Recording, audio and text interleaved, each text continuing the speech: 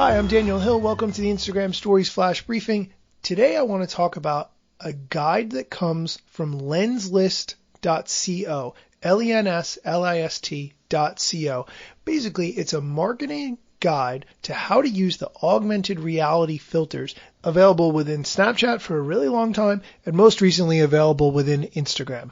On this blog, there are a series of 3 articles, but the one that I think is most interesting is from a couple of days ago, where they break down some of the brands who have used the augmented reality filters and what they've done.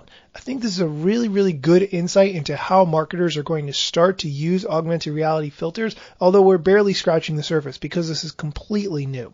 One of the ones that they cite as an example is the Brazilian Burger King, which is a Pac-Man-like AR game to interact with the fans of the brand. You move your head and then you collect burgers and then you eventually become a Burger King.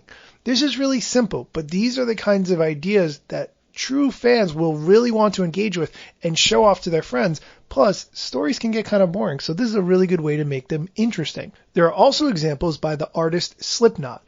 No other band or brand has really taken on these Instagram AR filters like Slipknot. They've already made 10 effects with a collection of masks that have become a really important part of their identity and their persona for a band.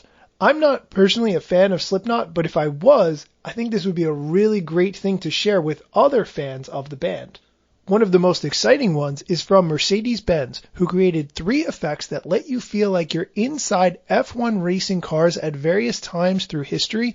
What I really like about this is when you open your mouth while you're using the filter, it looks like you're going much faster through the race as opposed to normal speed when your mouth is closed. If you're a brand and you're looking to create your own filters, I think this is a really good time to start learning. You can download the Spark AR tool and start playing with it, or you can hire someone to create these effects for you. If you're consuming these effects because you're a fan of the brand, if you go to the brand's Instagram page, there's actually an effects tab with demo videos where you can click. Also, if you're watching a story and you see it has an AR effect, the name and the author of the effect are shown at the top. If you tap on them, you can actually add that effect to your own personal gallery and use it. What I didn't realize is that every effect has its own unique URL, so you could post, publish, and create a link to it anywhere on the internet. If someone clicks the sharing link, it opens the effect in Instagram or prompts them to download Instagram if they don't have the app installed on their phone. But then you can get directly to the effect and save it to your camera roll so that you can use it in the future. What I also didn't know is that there's a lot of data collected by Instagram Insights specifically around these AR filters. If you look, you have access to impressions, captions, and shares.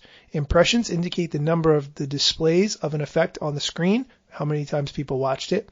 Captures are all the photos and videos taken while using the effect, so how many times people used it to make content.